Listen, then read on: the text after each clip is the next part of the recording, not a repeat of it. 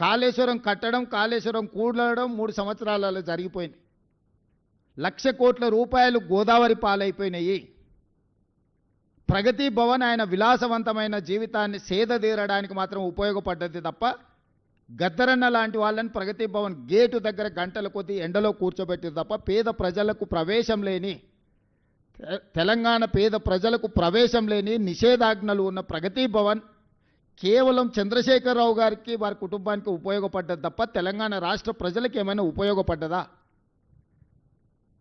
ఈరోజు మేము కట్టినమని చెప్పుకుంటున్న సచివాలయం ఉమ్మడి రాష్ట్రానికే పరిపాలనను అందించి 23 జిల్లాలను దాదాపుగా 10 కోట్ల ఉమ్మడి రాష్ట్ర ప్రజలకు పరిపాలన అందించిన వసతులున్న నికార్సైన ఉమ్మడి ఆంధ్రప్రదేశ్ సచివాలయాన్ని కూలగొట్టి 2,000 కోట్ల రూపాయలు ఖర్చు పెట్టి కట్టిన సచివాలయం కేవలం కొడుకు రాజకీయ భవిష్యత్తు కోసం వాస్తును సరిదిద్దడానికే కూలగొట్టి కొత్తది నిర్మించిండు.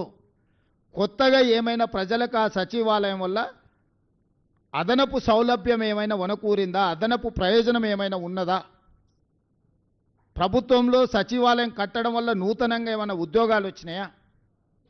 ఎవరికైనా ఉపాధి కానీ ఎవరికైనా భవిష్యత్ ప్రణాళికలకు ఆ సచివాలయం అని పనికొచ్చిందా? కేవలం నీ కొడుకును ముఖ్యమంత్రిని చేయాలన్న ఆలోచనతో వాస్తు సరిగ్గా లేదని ఇంకా 100 సంవత్సరాలు సేవలు అందించగలిగిన భవనాలను కూల్చేసి, ఎల్ఎన్టీ లాంటి సంస్థలు కట్టిన భవనాలను కూల్చి ఇప్పుడున్న సచివాలయం కట్టినవు. పేద ప్రజలకు ఆ సచివాలయం వల్ల అనాపైస ప్రయోజనం ఏమైనా వనగూరిందా? కమాండ్ కంట్రోల్ రూమ్ ద్వారా ప్రతిపక్ష నాయకుల ఇళ్ల ముందు సీసీ కెమెరాలు పెట్టి కమాండ్ కంట్రోల్ రూమ్లో కూర్చొని చూసుకోవడానికి ప్రతిపక్షాల మీద, తనంటే గిట్టని వాళ్ళ మీద, పాత్రికేయ మిత్రుల మీద నిఘబెట్టడానికి కమాండ్ కంట్రోల్ రూమ్ కట్టినవు తప్ప, కమాండ్ కంట్రోల్ రూమ్ అంతకుముందు ఎవరినన్నా లోపలికి రానిచ్చిండ్రా? లోపల ఏముందో అదొక గండికోట రహస్యం. సద్దాం హుస్సేన్ ఆయన లాంటి వాళ్ళని 6 మందిని నకిలీలను తయారు చేసిండంట ప్రాణరక్షణ కోసం.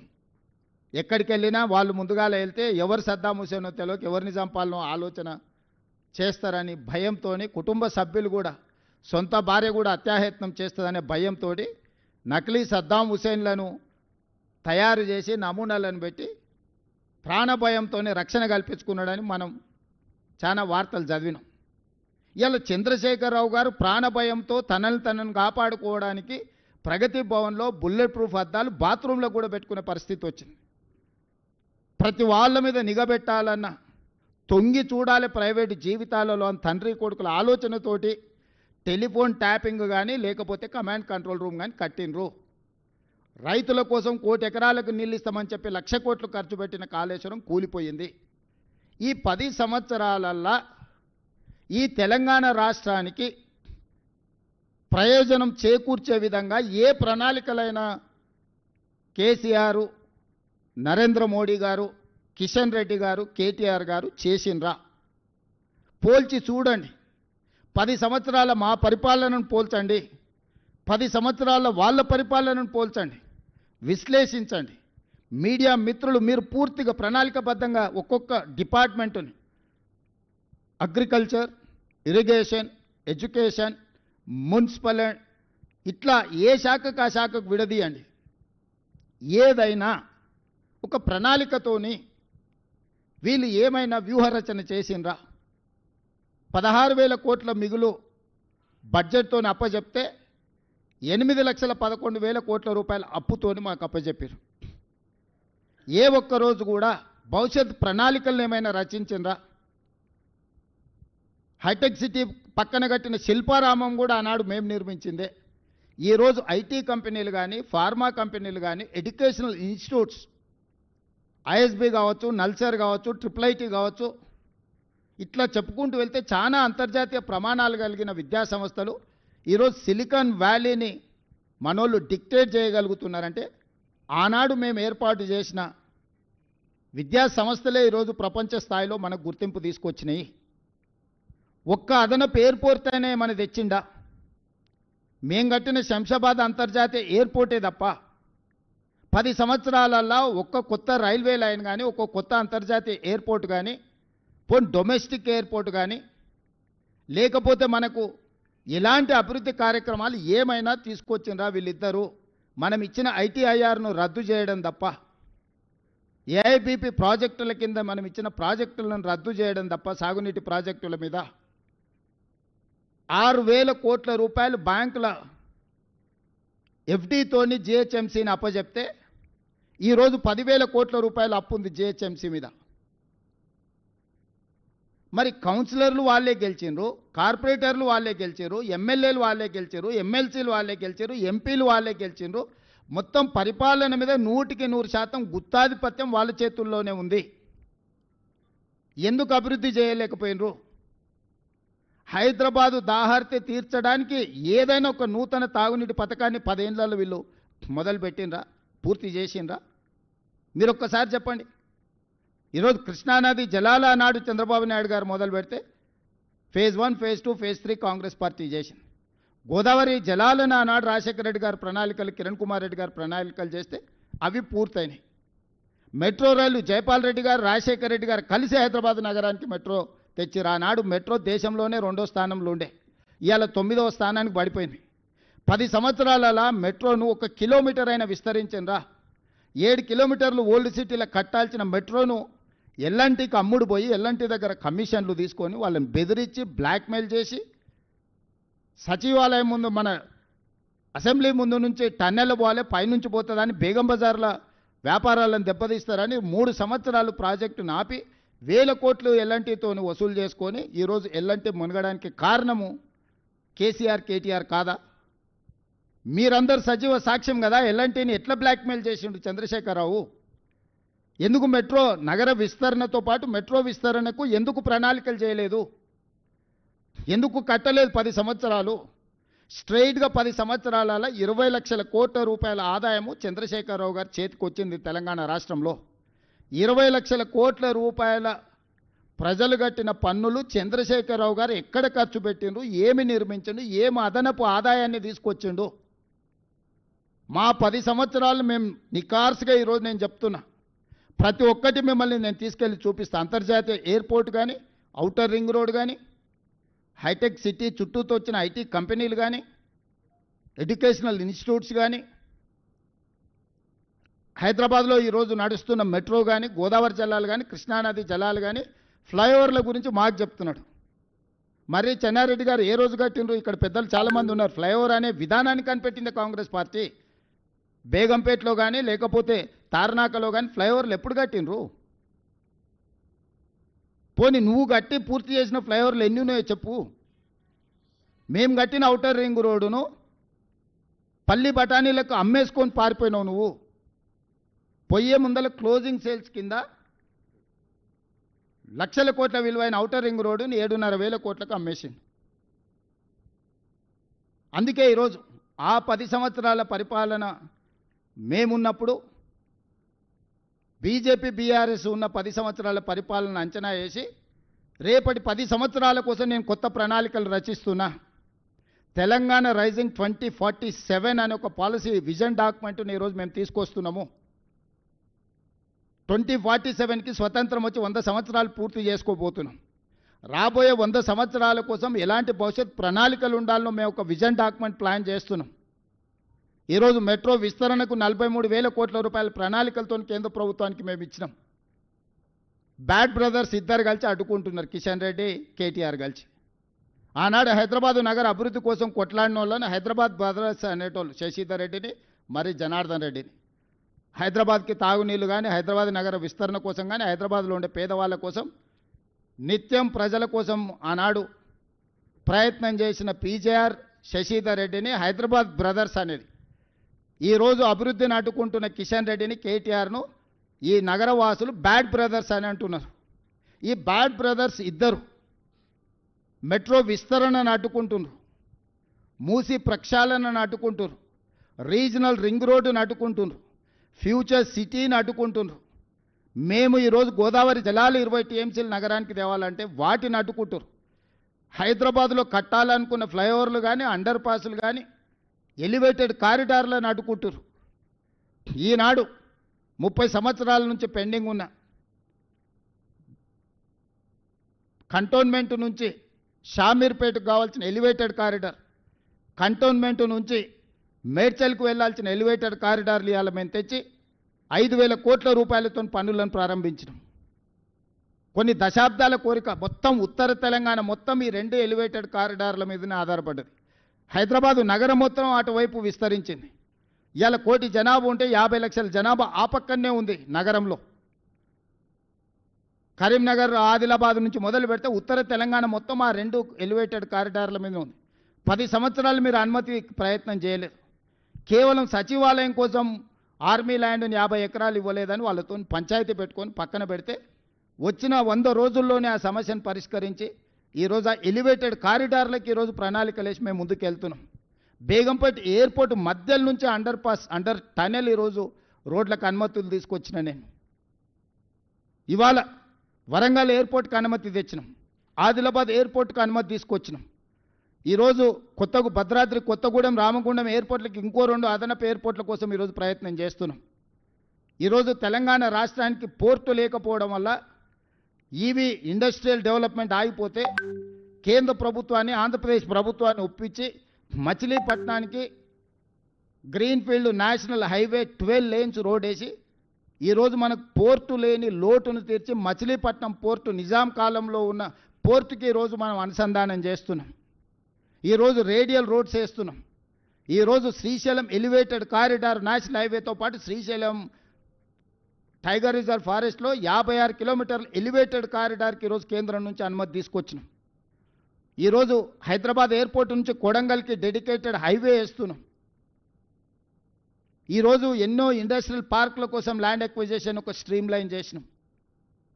ఎన్ని జీసీసీ కంపెనీలను తెచ్చినామంటే నేను ఛాలెంజ్ చేస్తున్నా, ఫార్చ్యూన్ 500లో ఇలా 70% జీసీసీ కంపెనీలు ఇండియాకు వచ్చిన దాంట్లో ఓన్లీ హైదరాబాద్ నగరానికి కాంగ్రెస్ పార్టీ అధికారంలోకి వచ్చిన తర్వాత తీసుకొచ్చినాం. వ్యాన్గార్డ్ కానీ, మెక్డొనాల్డ్స్ కానీ, ఎల్ఈలిల్లీ కానీ, అమెరికన్ ఎయిర్లైన్స్ కానీ, నేను కంపెనీల డీటెయిల్స్ అన్ని మీకు ఇస్తా. ఎల్ఈలిల్లీ ఈరోజు $1 బిలియన్ ఫార్మాలో ఇన్వెస్ట్మెంట్ ఈరోజు తీసుకొచ్చినాం తెలంగాణ రాష్ట్రానికి. ఈ 2 సంవత్సరాలల్లో మొదటి 6 నెలలు మేము ప్రభుత్వం ఏర్పాటు చేసిన తర్వాత 6 నెలలు పార్లమెంట్ ఎన్నికల్లోనే కాలం గడిచిపోయింది.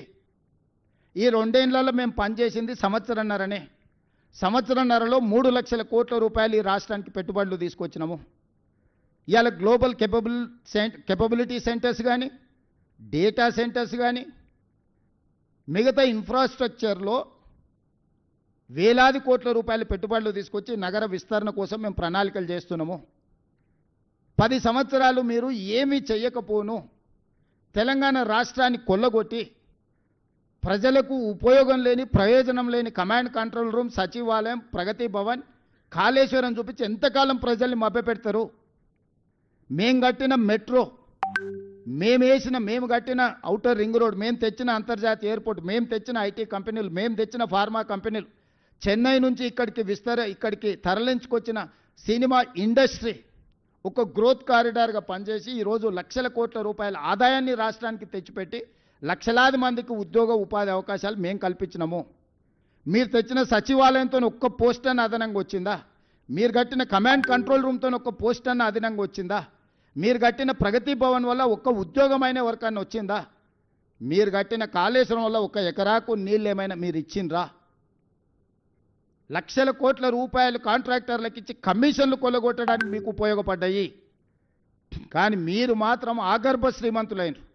హరీష్ రావుకు మోనాబాద్లో ఫామ్ హౌస్ వస్తుంది, కేటీఆర్కు జన్వాడలో 100 ఎకరాల ఫామ్ హౌస్ వస్తుంది, కేసీఆర్కు గజ్వేల్లో 100 ఎకరాల ఫామ్ హౌస్లు, 1000 ఎకరాల ఫామ్ హౌస్ వస్తుంది.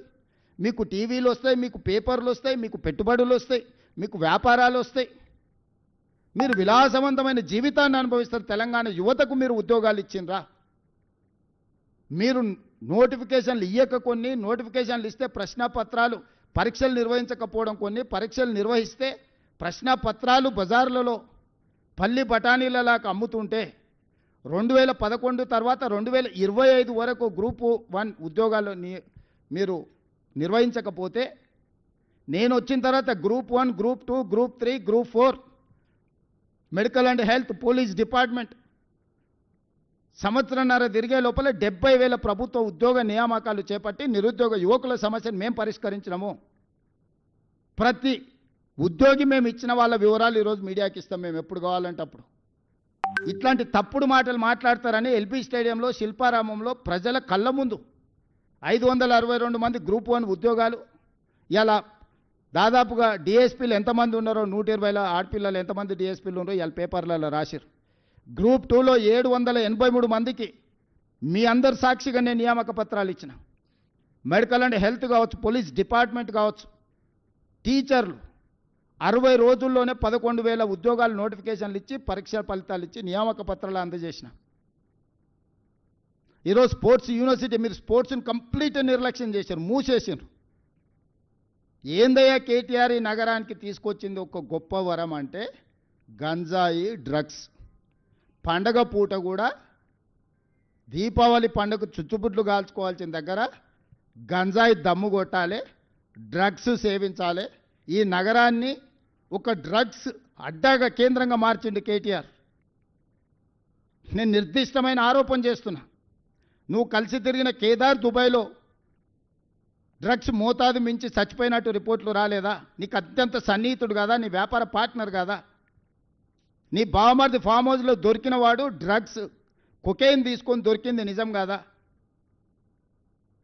111 జీవోలో వయలేట్ చేసి వందలాది వేలాది ఎకరాలలో మీరు ఫామ్ హౌస్లు, మీరు మీ అనుచరులు ఫామ్ హౌస్లు కట్టుకొని నిబంధనలు తుంగలో దొక్కి హిమాయత్ సాగర్, ఉస్మాన్ సాగర్ని నిర్వీర్యం చేయాలనుకొని దాన్ని మూసేసి దాన్ని సర్వనాశనం చేయడానికి మీరు కంకణం కట్టుకుంటే పునరుద్ధరించడానికి ఈరోజు మేము ప్రయత్నం చేస్తున్నాం గోదావరి జలాలు తీసుకొచ్చి. ఈ నగరానికి ఏది మీరు ఇచ్చినా ఒక బహుమతి చెప్పండి, ప్రజలకు ప్రయోజనం చేకూర్చేది చెప్పండి. నిరుద్యోగ యువకులకు ఉద్యోగాలు, ఉపాధి దొరికింది ఒక్కటి చెప్పండి. మీరు తెచ్చిన ప్రాజెక్ట్ ఏదైనా సింగిల్ ప్రాజెక్ట్ నేను చెప్పడం కాదు, మీరు ఆలోచన చేయండి. మేము 2004-14లో చేసిన అభివృద్ధిని 2014 నుంచి 2024 మధ్యలో వాళ్ళు చేసిన అభివృద్ధిని 10 సంవత్సరాలు మా పరిపాలన, 10 సంవత్సరాలు బీజేపీ బీఆర్ఎస్ పరిపాలన తీసుకోండి. నరేంద్ర మోడీ గారైనా చంద్రశేఖరరావు గారైనా గత 10 సంవత్సరాలుగా వాళ్ళు చేసిన ప్రణాళికలు ఏంటివి, తెచ్చిందేందో ఎక్కడ నిలబడి చర్చ చేద్దామన్నా నేను సిద్ధం. కేటీఆర్ను కిషన్ రెడ్డిని ఇద్దరిని కలిసిరామని అడుగుతున్న, బ్యాడ్ బ్రదర్స్ని ఇద్దరిని. ఇవాళ ఈ నగరాన్ని అభివృద్ధి చేయాలంటే మాకు ఈ బీఆర్ఎస్ బీజేపీ ఎమ్మెల్యేలు ఎంపీలు అడ్డంకిగా మారినరు, చీడ పురుగుల్లాగా తయారైనరు. కంటోన్మెంట్లో కాంగ్రెస్ గెలిస్తే 5,000 కోట్ల రూపాయలతోనే అభివృద్ధి పనులు మొదలుపెట్టినాం. ఇవాళ జూబ్లీ హిల్స్లో గెలిస్తే ఇక్కడ నగరంలో అభివృద్ధి చేయడానికి నాకు సహకారం అందుతుంది. ఇవాళ అందుకే జూబ్లీ హిల్స్ కాంగ్రెస్ గెలవాల్సిన అవసరం ఉంది. నగరాన్ని అభివృద్ధి చేయాలంటే ప్రజాప్రతినిధుల సహకారం అవసరం. ఈరోజు ఓల్డ్ సిటీలో ఎంఐఎం నాకు సహకరించినందుకు 20 ఏళ్ళ నుంచి ఆగిపోయిన గౌలిగూడ నుంచి Chandrayangutta old city metro rail ఈరోజు పనులు వేగంగా జరుగుతున్నాయి. అండర్ గ్రౌండ్ డ్రైనేజ్ పనులు జరుగుతున్నాయి. మిరాలం ట్యాంకులో elevated road bridge, cable bridge ఈరోజు 500 కోట్లతో పనులు ప్రారంభమైనాయి. ఆరాంగఢ్ బ్రిడ్జ్ను కంప్లీట్ చేయగలిగిన నేను. ఓల్డ్ సిటీలో రోడ్ల విస్తరణ పనులు నేను పూర్తి చేయగలిగిన. దాదాపుగా 4-5 వేల కోట్ల రూపాయలు ఈ 2 ఏళ్లలో ఓల్డ్ సిటీ అభివృద్ధి పనుల కోసం నేను నిధులు మంజూరు చేసి నేనే స్వయంగా పర్యవేక్షించి క్షేత్రస్థాయిలో నేనే చేస్తున్నా. మరి బీజేపీ బీఆర్ఎస్ మాకు సహకరించి ఉంటే ఈ నగరం అభివృద్ధి జరుగుతుంది కదా.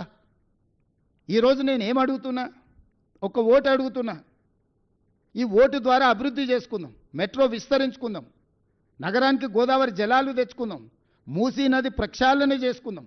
కిషన్ రెడ్డి గారిని సూటిగా అడుగుతున్నా. అహ్మదాబాదులో ఒక నూతన నగరం నిర్మించుకున్నారు. అహ్మదాబాదులో సబర్మతి రివర్ ఫ్రంట్ అని నదీ ప్రక్షాళన చేసుకున్నారు. ఉత్తరప్రదేశ్లో గంగా నది ప్రక్షాళన చేసుకొని 1,000 కోట్ల రూపాయలు కేంద్ర ప్రభుత్వం నిధులు ఇచ్చింది. ఈరోజు ఢిల్లీలో మీ ప్రభుత్వం యమునా నది ప్రక్షాళన చేస్తామని 1,000 కోట్ల రూపాయలు కేంద్ర ప్రభుత్వం నిధులు ఇస్తుంది. ఉత్తరప్రదేశ్కు నదీ ప్రక్షాళన జరగవచ్చు, ఢిల్లీలో నదీ ప్రక్షాళన జరగవచ్చు, గుజరాత్లో నదీ ప్రక్షాళన జరగవచ్చు. ఈ 3 రాష్ట్రాలు అభివృద్ధి చేసుకోవచ్చు. మరి మూసీ నది ప్రక్షాళన మనకొద్దా? ఎందుకు పగబట్టినావు కిషన్ రెడ్డి? ఎందుకు కేటీఆర్కు సహకరిస్తున్నావు? ఎందుకు కేటీఆర్కు లొంగిపోయినావు? కేటీఆర్ అనేవాడు ఒక విషపురుగు, విష సంస్కృతిని తీసుకొచ్చినాడు. గంజాయి డ్రగ్స్ను స్కూల్ పిల్లలకు కూడా స్కూళ్ళ ముందు గంజాయి చాక్లెట్లు స్కూల్ పిల్లలకు అమ్ముకున్న పరిస్థితి తెలంగాణ రాష్ట్రంలో వచ్చింది. ఎయిర్పోర్ట్ పక్కనే, ఔటర్ రింగ్ రోడ్ పక్కనే డాక్టర్ ఆడపిల్లను అన్యాయంగా రేప్ మర్డర్, నిర్దాక్షిణ్యంగా రేప్ అండ్ మర్డర్. సింగరేణి కాలనీలో 6 సంవత్సరాల అమ్మాయిని గంజాయి మత్తులో చంపినరు. వాళ్ళ పరిపాలనలో ఇట్లాంటి దుర్మార్గాలు ఎన్ని జరిగినాయి? జవహర్ నగర్ ప్రాంతంలో ఎన్ని దారుణాలు జరిగినాయి? మేము వచ్చినాక శాంతి భద్రతలను పర్యవేక్షించి కఠినంగా వ్యవహరిస్తున్నాం. గ్రేటర్ హైదరాబాద్ పరిధిలో 695 చెరువులు ఉంటే 44 చెరువుల్లో 100% టీఆర్ఎస్ వాళ్ళు ఆక్రమించుకొని కప్పేసి కట్టేసి అమ్మేసుకున్నారు. 127 చెరువులు ఇవాళ పాక్షికంగా ఆక్రమించుకొని మొత్తాన్ని ఆక్రమించుకునే ప్రయత్నం చేస్తారు. ఇవాళ ఎందుకు హైడ్రా మీద విషం జమ్ముతుండ్రు? మీరు ఆక్రమించుకున్న చెరువులను కబ్జాలు ఇడిపిస్తున్నందుకే కదా. బతుకమ్మ కుంట ఎవరయ్యా కబ్జా పెట్టుకుంది? ఎడ్ల సుధాకర్ రెడ్డి అని అంబర్పేట టీఆర్ఎస్ ఇన్ఛార్జ్ కాదా? చంద్రశేఖరరావు పోతే హెలికాప్టర్లో పూల వర్షం కురిపించిందని నజరాని కింద బతుకమ్మ కుంట ఎడ్ల సుధాకర్ రెడ్డి కట్టబడితే మెడల మీద 4 దెబ్బలు కొట్టి మొత్తం అవతల పడేసి ఇవాళ హైడ్రా ఖాళీ చేసి బతుకమ్మ కుంటను పునరుద్ధరించి మొన్నటి బతుకమ్మ అక్కడ మేము పండుగ జరిపినాం. ఇది నిజం కాదా? తుమ్మిడి కుంట ఇన్కన్వెన్షన్ నాగార్జున గారు ఆక్రమించుకుంటే ఎన్నిసార్లు విజ్ఞప్తి చేసినా వినకపోతే ఉన్నది ఉన్నట్టు మొత్తం కూల్చి ఈరోజు తొమ్మిడి కుంటని ఈరోజు పునరుద్ధరిస్తలేమా? సున్నం చెరువును ఆక్రమించుకున్నారు, నల్ల చెరువును కుక్కట్పల్లిలో ఆక్రమించుకున్నారు. ఇట్లాంటివి ఎన్నో చెరువులను మీరే కదా. బేగంపేటలో ఒక మొత్తం 30 కాలనీలు మునిగిపోయేటట్టు 100 మీటర్లు ఉన్న మూసిని మన నాలాన్ని ఆక్రమించుకొని కడితే కూలగొడితే నిన్న మన పాలాభిషేకాలు చేస్తలేరా? ఈరోజు చెరువును ఆక్రమించుకుంటే తొలగించినము. చెరువులు ఆక్రమించుకున్న దాంట్లో పెద్దోళ్ళే కాదు, ఎవరైనా తెలియని అమాయకులు పేదవాళ్ళు ఉంటే వాళ్ళకి కొంత కష్టం వచ్చి ఉండొచ్చు. వాళ్ళకి డబుల్ బెడ్రూమ్ ఇల్లు ఇస్తామని చెప్పినాం, అధికారులను నేను పంపించిన. వాళ్ళకి ఏం చేద్దామో చెప్పండి, వాళ్ళని ఆదుకుందామని చెప్పినా నేను. ఇప్పుడు పేదలకు అన్యాయం చేయడం మా ఉద్దేశం కాదు. చెరువును పునరుద్ధరించి ప్రజలకు అంకితం చేస్తే ఎప్పుడు లేనని వర్షాలు. నేను సూటిగా మీడియా మిత్రులను అడుగుతున్నా. చిన్న వర్షం వస్తే హైదరాబాద్ అంతా మునిగిపోయేది, ఇండ్లన్నీ నీళ్ళలో కొట్టుకుపోయేది, టీవీలు, ఫ్రిడ్జులు, మంచాలు, పేదోళ్ళు ఏడ్చేది. ఈసారి ఎన్నిసార్లు 60 ఏళ్ళు, 70 ఏళ్ళు, 80 ఏళ్ళ కంటే ముందు కురిసినంత అత్యధిక వర్షపాతం ఈరోజు నగరంలో కురిస్తే ఏ కాలనీలైనా ముంపుకు గురైనాయా? ఏ రోడ్లైనా జలమయమైనవా? వాటన్నిటినీ హైడ్రాని పెట్టి ఒకప్పుడు చంద్రబాబు నాయుడు గారు వాటర్ హార్వెస్ట్ పిట్స్ అని తీసుకొస్తే నేను ఇప్పుడు వాటర్ హార్వెస్టింగ్ వెల్స్ అని 10 లక్షలు 20 లక్షల లీటర్ల నీళ్లను రోడ్ల మధ్యలోనే పెద్ద పెద్ద బావులు తయారు చేసి భూమిలో నీళ్లు ఇంకిపోయేటట్టు చేసి రోడ్ల మీదకి వచ్చే నీళ్లను భూమిలో పెద్ద బావులు తవ్వి దాంట్లలో నిల్వ చేసి భూమి గుంజుకునేటట్టు చేసిన ఇవాళ నేను. ఒకప్పుడు రాజ్భవన్ ముందర చిన్న వర్షం వస్తే ఎన్ని నీళ్ళు ఉండేది మీరు అందరు సాక్ష్యం కదా. మక్తాకు పోవడానికి అవకాశం ఉండేనా? ఈనాడు ఆఫీస్ దగ్గర కేసీపీ గెస్ట్ హౌస్ దగ్గర ఎన్ని నీళ్ళు ఉండేటివి? సచివాలయం ముందర ఎన్ని నీళ్ళు ఉండేది? వీళ్ళు కొత్త కట్టిన సచివాలయం కూడా రాగానే నీళ్ళలో మునిగిపోలే. ఇవాళ ఎక్కడైనా ఇంత పెద్ద వర్షం వస్తే ఎక్కడైనా నీళ్లు నించున్నాయా? ఇవాళ హైడ్రాను పెట్టి హైడ్రా మీద ఈగల్ ఫోర్స్ మీద కంకణం కట్టుకున్నాడు కేటీఆర్, ఎట్లయినా వీటిని బంద్ చేయించాలని. ఈగల్ ఫోర్స్ ఏమో గంజాయి డ్రగ్స్ వల్ల సంగతి తేలుస్తుంది. ఇక్కడే కాదు, గోవాల మూలాలు ఉన్న పోయి పట్టుకొచ్చి లోపల బొక్కలేసి గంజాయి డ్రగ్స్ని ఈరోజు తొక్కి అనిచేసినాం. హైడ్రా ఈరోజు ఏండ్ల కొద్దీ పార్కులు, ప్రభుత్వ భూములు, వేల కోట్ల రూపాయలు, దాదాపుగా 50-60 వేల కోట్ల రూపాయల ప్రభుత్వ భూములను ఈరోజు హైడ్రా కాపాడింది. స్పెసిఫిక్గా యూ టెల్ మీ, హైడ్రా పలానా దగ్గర తప్పు చేసిందంటే చెప్పు, ఇద్దరం పోదాం, నిజ నిర్ధారణ కమిటీ వేద్దాం. వద్దే వద్ద అనేది ఏంది అంటే పార్కులు కబ్జా కావాలి, చెరువులు కబ్జా కావాలి, నాలాలు కబ్జా కావాలి, హైదరాబాద్ నగరం మునిగిపోవాలి, నీ స్వార్థం నిండాలి, నీ అవినీతి సొమ్ము పండాలి. ఇదేనా జీవితకాలం? ఇంతేనా? ఎంత సంపాదించుకుంటావు? చివరికి సొంత చెల్లెలకు వాటా ఇవ్వాల్సి వస్తుందని సొంత చెల్లెల్ని కూడా ఇంట్లోకి వెళ్ళి బయటికి నెట్టేసినావు.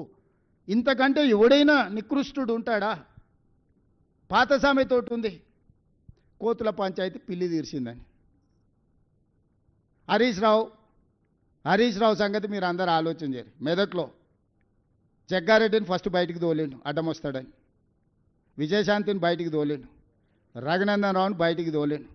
రాష్ట్రంలో దేశని చిన్నమాలయని కావచ్చు, సమరసింహారెడ్డిని కావచ్చు, ఆలే నరేంద్రని కావచ్చు, మొన్నటి ఈటెల రాజేందర్ కావచ్చు, ఈ పార్టీని కబలించాలి అనుకుంటే కేసీఆర్ కుటుంబానికి అండగా నిలబడేటోళ్ళందరినీ సాపు పట్టుకుంటూ వచ్చిండు. అజయ్ దేవగన్తో సినిమా ఉంటుంది కాలని, కొంతమంది మిత్రులు అడవిలోకి పోయి తిరగడానికి పోయి దారి తప్పుతారు. అడవిలో నాకు అన్ని దారులు తెలుసు మీకు చూపిస్తారా అని ఒక ఆయన వస్తాడు, ఆయనే అజయ్ దేవగన్ కాల్ సినిమాలో. వాళ్ళకి దారి చూపించుకుంటూ ఒకనొకని మింగేస్తుంటాడు. వాళ్ళకి తెలియదు దయ్యం తింటుంది అనుకుంటారు. చివరికి అర్ధరాత్రి పూట బావిలో నీళ్లు తోడడానికి వచ్చినప్పుడు వీడు నేను తోడిస్తే దాని వస్తాడు. తోడితే చూస్తే వీడి నీడగా అనిపిస్తుంది కానీ వాడి నీడగా అనిపిస్తుంది. అప్పుడు గుర్తుపడతాడు, ఓహో దయ్యం ఇది ఉందని. పక్కనే వండుకుంటూ ఒకనొకని మింగుకుంటూ పోతుంటాడు కాల్ సినిమాలో అజయ్ దేవగన్. హరీష్ రావు కూడా అదే రకంగా కేసీఆర్ పక్కన చేరి రేపు ఈ పార్టీని కబలించడానికి అడ్డం వచ్చేటోళ్ళను, కేసీఆర్కు అండగా నిలబడేటోళ్ళను ఒకరొకరిని సాఫ్ చేసుకుంటాను. మొత్తం హిస్టరీ చూడండి. పోయిన వాళ్ళందరూ కేసీఆర్కు లాయల్గా ఉన్న వాళ్ళే బయటికి పోయారు. ఆలే నరేంద్ర నుంచి మొదలు పెడితే దేశని చిన్నమలయ్య కావచ్చు, విజయశాంతి గారు కావచ్చు, నిన్నటి మొన్నటి ఈటెల రాజేందర్ కావచ్చు, బయట వాళ్ళని అందరినీ క్లీన్ చేసిండు. ఇంట్లో కేటీఆర్ కవిత కలిసి ఉంటే తిరుగుబాటు జరిగినప్పుడు వాళ్ళిద్దరు ఒకటి ఉంటే సమస్య అవుతుందని ఇద్దరి మధ్యలో పెట్టి కవితను కూడా బయటికి దొప్పించిండు హరీష్. వీడు ఉత్త సోంబేరోడు, మీకు తెలుసు కదా. కేసీఆర్ గారు ఆరోగ్యం బాగాలేదు, వీనికి తలకాయ బాగాలేదు, ఆలోచనలు బాగాలేవు. ఇంకా హరీష్ దేవుంది ఒకటే స్టెప్, ఇంకా ఒక ఫైనల్ ఏమంటారు, ఇంకొక అడుగు ఉంది గంతే. వెనకటికి కోతుల పంచాయతీ పిల్లి తీర్చింది అన్నట్టు ఈ రెండు కోతులు కొట్లాడుకుంటే ఆశ పంపకాల మొత్తం రొట్టె అటు కొంచెం ఇటు కొంచెం మొత్తం తినడానికి హరీష్ మొత్తం సిద్ధం చేసుకొని పెట్టుకున్నాడు. వీళ్ళ తెలంగాణ రాష్ట్రాన్ని కాపాడేది, వీళ్ళ తెలంగాణ రాష్ట్రానికి ప్రతినిధులు, వీళ్ళ ఈ నగరానికి భద్రత కల్పించేది, వీళ్ళ ఈ నగరాన్ని అభివృద్ధి చేసేది, వీళ్ళ సమన్వయము, ఈ బ్యాడ్ బ్రదర్స్ సమన్వయము మెట్రో ఆపడానికి, మూసీ ఆపడానికి, రీజనల్ రింగ్ రోడ్ ఆపడానికి, రేడియల్ రోడ్స్ ఆపడానికి, ఫ్యూచర్ సిటీని ఆపడానికి, వరంగల్ ఎయిర్పోర్టును ఆపడానికి, ఆదిలాబాద్ ఎయిర్పోర్టును ఆపడానికి, వీటిని ఆపించడానికి బ్యాడ్ బ్రదర్స్ కోఆర్డినేషన్ ఏంది? అభివృద్ధి చేయడానికి సహకరించండి. ఈరోజు ప్రభుత్వం వచ్చింది, ప్రజలు ఎన్నుకున్న ప్రభుత్వం ఇది. మేమేం మీ ఆస్తి అడగడం లేదు కదా. ఈ కక్ష ఏంది? అందుకే విఘ్నత కలిగిన జూబ్లీహిల్స్ నియోజకవర్గ ఓటర్లను నేను విజ్ఞప్తి చేస్తున్నా, మీ సమస్యల్ని నగర అభివృద్ధిని చేసే బాధ్యత నాది. 10 సంవత్సరాలు అండగా నిలబడండి. 10 సంవత్సరాలు 1994 నుంచి 2004 వరకు చంద్రబాబు నాయుడు గారికి తెలుగుదేశంకి అండగా నిలబడ్డారు. మనం కళ్ళతోనే అభివృద్ధి చూసినాం. 2004 నుంచి 2014 వరకు కాంగ్రెస్ పార్టీకి రాజశేఖర రెడ్డి గారికి అండగా నిలబడ్డారు, అభివృద్ధిని చూసినాం. 2014 నుంచి 2024 వరకు మోడీ కేసీఆర్కి అండగా నిలబడ్డారు, విధ్వంసాన్ని చూసినాం. ఈ 2024 నుంచి 2034 వరకు 10 సంవత్సరాలు జంట నగరాల ప్రజలు మాకు అండగా నిలబడండి, అభివృద్ధి చేసి చూపిస్తాము, మెట్రో పూర్తి చేస్తాం, మూసీ నది ప్రక్షాళన చేస్తాము, హైదరాబాద్కు గోదావరి జలాలను ఇంకా అదనంగా తీసుకొస్తాం, ఫ్యూచర్ సిటీని నిర్మిస్తాం, రేడియల్ రోడ్డును నిర్మిస్తాము, రీజనల్ రింగ్ రోడ్డును నిర్మిస్తాము, మచిలీపట్నం పోర్టుకు రోడ్లు వేస్తాము, శ్రీశైలానికి ఎలివేటర్ కారిడార్తో పాటు గ్రీన్ఫీల్డ్ హైవేస్ నిర్మిస్తాము, ప్రపంచంలోనే అత్యధికంగా గ్లోబల్ కేపబిలిటీ సెంటర్స్ని ఇక్కడికి తీసుకొచ్చి పెడతాము, డేటా సెంటర్స్ని ఇక్కడికి తీసుకొచ్చి పెడతాము, ఫార్మాలో పెట్టుబడులు తీసుకొస్తాం, పరిశ్రమలు తీసుకొస్తాము, ఈవీ వెహికల్స్ ఆటోమొబైల్ ఇండస్ట్రీని హైదరాబాద్ నగరానికి తీసుకొస్తాము, శాంతి భద్రతలను కాపాడతాము, గంజాయి డ్రగ్స్ను తొక్కి నారదీస్తాము. ఇవాళ మనం ఎంత కష్టపడ్డా మన పిల్లలు స్కూల్కి పోయి గంజాయి చాక్లెట్లు తినే పరిస్థితి వచ్చిందంటే ఎంత ఆందోళనకరమైన పరిస్థితి ఉంది నగరంలో. చెరువులు కబ్జా పెట్టుకొని, నాలాలు కబ్జా పెట్టుకుంటే ఆ నీళ్లు మనం జీవితాంతం కష్టపడ్డ వస్తువులన్నీ కూడా నీట మునిగిపోతే ఆ దుఃఖం ఏందో చూడండి. నాలాలు చెరువులు కబ్జాలు పెట్టుకున్న వాళ్ళు 10ల మీద ఉంటే వాళ్ళ కబ్జాల వల్ల మునిగేటోళ్ళు వేలాది కుటుంబాలు ఉన్నాయి. వాళ్ళకి న్యాయం చేద్దాం, నష్టపరిహారం ఇద్దాం. చెరువులు ఆక్రమించుకున్న వాళ్ళు లేకపోతే నాలాలు ఆక్రమించుకున్న వాళ్ళు పేదోళ్ళు ఉంటే, బలిసినోడు ఉంటే పగులుతుంది, పేదోడు ఉంటే ఆదుకుందాం. రాండి, ఒక ప్రణాళికబద్ధంగా అసెంబ్లీలో చర్చ పెడదాం, ఒక ప్రత్యేకమైన చర్చ తీసుకుందాం. హైడ్రా మీద, ఈగల్ ఫోర్స్ మీద, రెండింటిని ఎప్పుడు చెప్తే అప్పుడు పెడతా సెషన్స్. నిర్దిష్టమైన చర్చ చేద్దాం. మీరు మొత్తం చెప్పండి, మేము చేస్తున్న తప్పులేమనుంటే తీసుకురండి, సరిదిద్దుకుందాం, సవరించుకుందాం. మేము చేస్తున్న మంచి పనులు మొత్తం వివరాలు తీసుకొస్తా. అంతర్జాతీయ స్థాయికి రోజు విస్తరించాలి, పోటీ పడాలి అనంటే అభివృద్ధికి సహకరించాలి. ఇప్పటి వరకు కౌన్సిలరు, కార్పొరేటర్లు, ఎమ్మెల్యేలు, ఎమ్మెల్సీలు, ఎంపీలు, రాష్ట్రం, కేంద్రం బీజేపీ, బీఆర్ఎస్కే ఇచ్చారు. ఈ ఒక్కసారి మాకు అవకాశం ఇవ్వండి. నవీన్ యాదవ్ యువకుడు, ఆ పిల్లగాడు అక్కడనే పుట్టిండు, అక్కడనే పెరిగిండు. ఆ పిల్లగాడిని రౌడీ రౌడీ అని మాట్లాడుతారు. ఎవడా దీపావళి పండుగ రోజు గంజాయి కొట్టేటోడు రౌడీ అవుతాడా? గల్లీల పేదోళ్ళకి అండగా నిలబట్టోడు రౌడీ అవుతాడా? 10 ఏళ్ళ సినిమా హీరోల గెస్ట్ హౌస్లలో నువ్వు ఎట్లా గడిపినావో లోకానికి అంతే తెలుసు. ఎప్పుడైనా సినిమా కార్మికుల గురించి ఏ రోజు అని పిలిచి మాట్లాడినవా? ఈరోజు మా ప్రభుత్వాలను పిలవడం, మాట్లాడడమే కాదు, లైఫ్ ఇన్సూరెన్స్, జీవిత బీమా, ఆరోగ్య బీమా, వాళ్ళ పిల్లల చదువులకు కావాల్సిన ప్రణాళికలు. రేపు సినిమా టికెట్ల ధరలు పెంచితే 20% వాళ్ళకు వెల్ఫేర్ బోర్డుకి ఇస్తేనే సినిమా టికెట్ల ధరలు పెంచుతానని నేను మాట ఇచ్చిన. ఈరోజు చిత్రపురి కానీ, ఫిలిం నగర్ కానీ మేము కట్టినాయి కాదా, మేము ఇచ్చినాయి కాదా?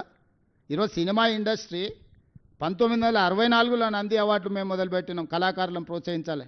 10 ఏళ్ళు నువ్వు బంద్ పెడితే మళ్ళీ గద్దరన్న పేరు మీద అవార్డ్స్ ఇచ్చింది మేం కాదా? ఈరోజు నంది అవార్డ్స్ నుంచి ఆస్కార్ అవార్డు వరకు తెలుగు ఫిల్మ్ ఇండస్ట్రీ విస్తరించిందంటే దానికి కాంగ్రెస్ కారణం కాదా? ఫిల్మ్ ఇండస్ట్రీ కోసం ఏదైనా కేసీఆర్, కేటీఆర్, బీజేపీ చేసింది ఒక్కటి ఉందా చెప్పండి? ఫిలిం నగర్ నుంచి, ఫిలిం నగర్ క్లబ్ నుంచి మొదలు పెడితే చిత్రపురి కాలనీ వరకు మేమే కదా చేసింది. కార్మికులను ఆదుకున్నది మేమే కదా. రేపటి వాళ్ళ భవిష్యత్తు ప్రణాళికలు. ఇప్పుడు బాలీవుడ్ వస్తుంది, రేపు హాలీవుడ్ను కూడా ఇక్కడ షూటింగ్లకు తెచ్చే బాధ్యత మేము తీసుకుంటాం. సినిమా పరిశ్రమను వాళ్ళని హక్కున పెట్టి చూసుకుంటాము. వాళ్ళ మంచి కోసమే కదా. నిఖత్ జరీన్, సిరాజ్కు డిఎస్పీ ఉద్యోగాలు ఎందుకు ఇచ్చినాం? క్రీడల్ని ప్రోత్సహించడానికి కదా. మొహమ్మద్ అజారుద్దీన్ ఈరోజు మంత్రిని చేస్తే కూడా మీకు కడుపుమంట. మా మంత్రివర్గంలో మా నాయకుడు ప్రజల కోసం ప్రాతినిధ్యం ఇస్తే మీకెందుకు దుఃఖము? నాకు అసలు అర్థమే కాలే. అసలు ఏంది వీళ్ళ ఆలోచన? భావదారిద్ర్యం ఏంది? దరిద్రపు కొట్టు ఆలోచనలు ఏంది? దుఃఖమేంది వీళ్ళది? మీ సమస్యలు కూడా పెండింగ్ ఉంటే నేను వచ్చినాకనే పరిష్కరించిన. మీకు నష్టం కోర్టు తీర్పు వల్ల జరిగింది. కానీ మీకు రాజశేఖర రెడ్డి గారు ఇచ్చిపోయిన ఇండ్ల పట్టాలు 10 ఏళ్ళు ఇవ్వకుండా పక్కన పెడితే నేనే కదా మీకు అందరికీ, మీ అందరితో భోజనం చేసి మీ అందరినీ మంచి చేయాలని ఒక అడుగు ముందుకు వేసినాం కదా. రేపు భవిష్యత్తులో కూడా మీకోసం ఏదైనా మంచి చేయాలని, ఎట్లా దాని నుంచి బయటపడాలని చూస్తున్నాం కదా. మీ మంచి కోసం కూడా ఆలోచన చేస్తలేమా? పెద్దలు శ్రీనివాసరెడ్డి గారిని మీ తరఫున పెట్టలేదా?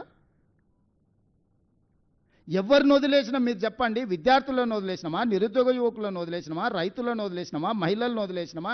పాత్రికేయ మిత్రులను వదిలేసినామా? రాష్ట్ర ప్రజలను వదిలేసినామా గాలికి? వాళ్ళలాగా రోజులో 18 గంటలు మీతోనే కూర్చొని పనిచేస్తున్నా కదా. నేను ఎక్కడికి పోయినా తాటి చెట్టు లెక్క పెరిగిండు కానీ తలకాయ మోకాళ్ళలో కూడా లేదు అన్నట్టు, దూడకున్న బుద్ధి కూడా లేదు, దూలం లెక్క పెరిగిండు అని వెనకడికోవడం అన్నాడు. రేవంత్ రెడ్డి సచివాలయం వస్తున్నాడు. అసలు సిగ్గున్నదే మాట్లాడానికి? కమాండ్ కంట్రోల్ రూమ్ అయినా మా తాతదా? నా క్యాంప్ ఆఫీస్ కింద దాన్ని వాడుకుంటున్నా. రెగ్యులర్గా సచివాలయం నేను వచ్చి కూర్చొని సమస్యల మీద మాట్లాడుతున్నా. రోజులో 18 గంటలు ఎక్కడున్నా నా జీవితంలో కానీ, నా విధానంలో కానీ, నా నిర్ణయాలలో కానీ ప్రతిపక్షంలో ఉన్నప్పటికి ఇప్పటికి ఏమైనా మార్పు వచ్చిందా? మీ అందరితో వ్యవహరించే శైలి కానీ వాళ్ళలాగా ఏమన్నా దుర్మార్గంగా ఎప్పుడైనా వ్యవహరించిందా? అసలు నా పోలికేంది? నా గురించి మాట్లాడేది హరీష్ రావు? నువ్వు ఎప్పుడైనా అద్దంలో చూసుకో నా గురించి మాట్లాడే ముందు. నాదేముంది? సాదా సీదా జీవితము. నేనేం గవర్నమెంట్ ఢిల్లీకి పోయినా కూడా జనరల్ ఫ్లైట్లో పోతా. నేను మీలాక ప్రత్యేక విమానాలు, మీ దేవుళ్ళ మొక్కులు కూడా ప్రభుత్వం సొమ్ములతోని. కనకదూరు ముక్కు పుడకానంటే ప్రభుత్వం సొమ్మే. వెంకటేశ్వర స్వామి తిరుమల తిరుపతి కొండ మీద దేవుడికి ఇస్తే ప్రభుత్వం సొమ్మే. చివరికి యాదగిరిగుట్ట టెంపుల్ నిర్మాణంలో అవినీతే. దేంట్లో మీరు వదిలింది? కోవిడ్ టైంలో ఎన్ని డొనేషన్స్ను మీరు దిగమింగినరు? కోవిడ్ను కూడా వదలలేదు ప్రజలకు సేవ చేయాల్సిన సమయంలో. మీకు మాకు పోలికేందయ్యా? పొంతనేంది? ఇప్పుడు కూడా 3 సార్లు ఇచ్చిండ్రు జూబ్లీహిల్స్ వాళ్ళకే. ఏం చేసిండ్రు? 3 సార్లు బీజేపీకి ఇచ్చిండ్రు. ఏం చేసిండ్రు? కళ్ళ ముద్దలు ఉంది కదా, ఇప్పుడు సమస్యలు ఉన్నాయి. అయ్యో ఈడ చెత్త ఉంది, అయ్యో ఈడ మట్టి ఉంది, ఈడ కాలువల మోరీల బురద ఉంది అని అంటుంది. ఎవడు కారణము?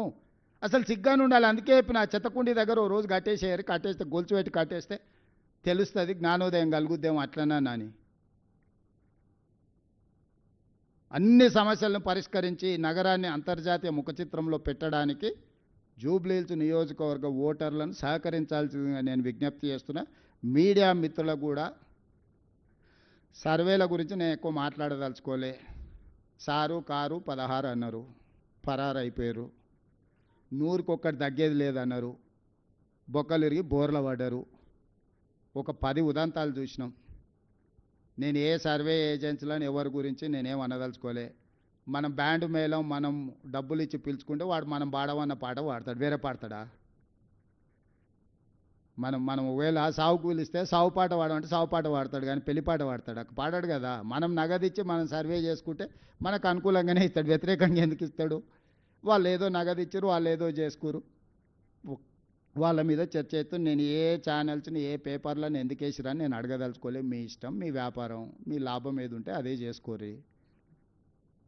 కాకపోతే 14 తారీఖు తర్వాత మీరు ప్రసారం చేసింది అక్కడ లేకపోతే మీరు ఏ విధంగా ఈ సమాజాన్ని ఎదుర్కొంటారో ఒక్కసారి అదొక్కటే ఆలోచన చేసుకో. రేపు సమాజాన్ని మీరు ఫేస్ చేయాలి కదా.